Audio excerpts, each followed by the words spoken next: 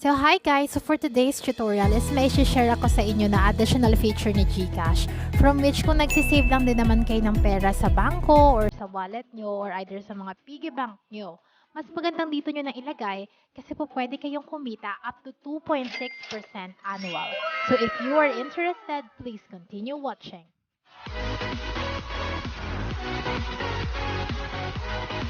So ang una natin gagawin is pupunta tayo kay GCash. Ito siya.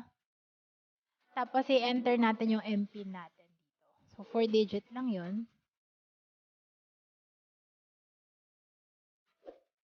At pagka-login natin sa mismong loob, makikita na natin dyan yung balance ng GCash account natin. Yung tinutukoy ko sa inyo is itong additional feature nila na GSave. So kung meron ka ng idea about sa GSave, so skip mo na lang tong video na to, pero kung ngayon mo lang din ito narinig at gusto mong kumita up to 2.6%, then I encourage you na tapusin mo yung video na to para malaman mo yung step-by-step procedure. So, ano nga ba itong GSave? So, ito yung additional feature ni GCash from which it is a new way of saving your money. Kasi kung ikukumpara mo sa mga interest na ino-offer ng mga bangko ngayon, mag-range yan from 0.0125% up to less than a whole number. So, bibihira ka na lang ngayon makakita ng may whole number na interest sa bangko. So, dito, pag pinili mo tong GSave, so click natin yan. Welcome to GSave Marketplace. Next lang natin yan and match your savings goal. Next.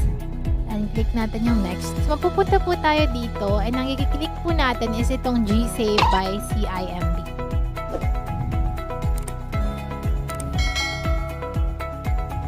Yan. And then, tap to continue.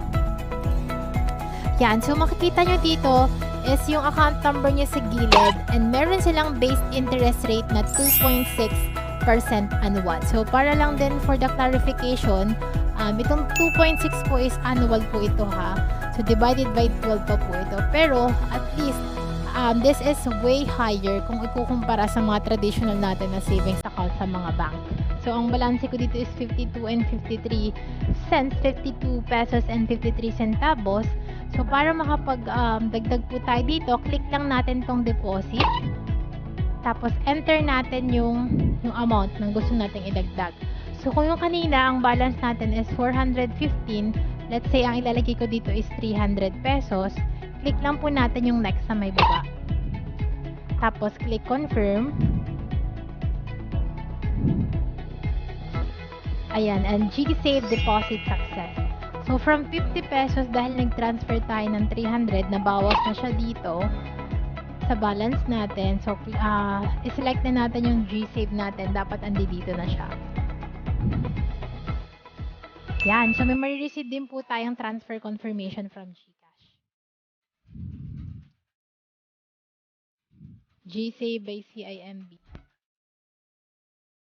Ayan, andyan dyan na po siya. So, kung sakali, kung tatanungin nyo kung magkano yung magiging interest niya monthly, bibigyan ko po kayo ng sample computation that is 352.53. 352.53 times 2.6%.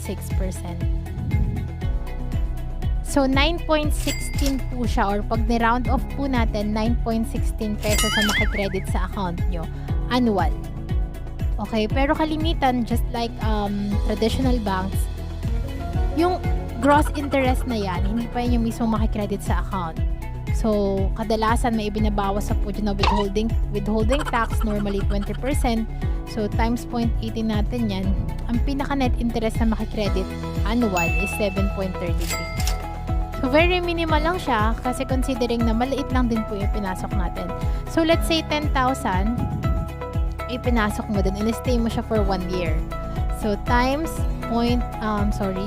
that's times 2.60%. So, 260 pesos siya annual. Pero dahil gross to, normally may 20% withholding tax, times 0.80 na lang natin siya.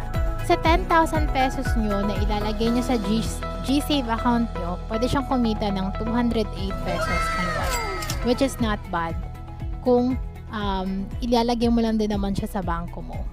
Kasi kung ang reason mo is gusto mo mas madali ma-withdraw, madali lang din po dito ma-withdraw anytime you want. So kung wi-withdrawin mo naman siya, click mo lang din siya dito sa may withdraw na portion. Withdraw.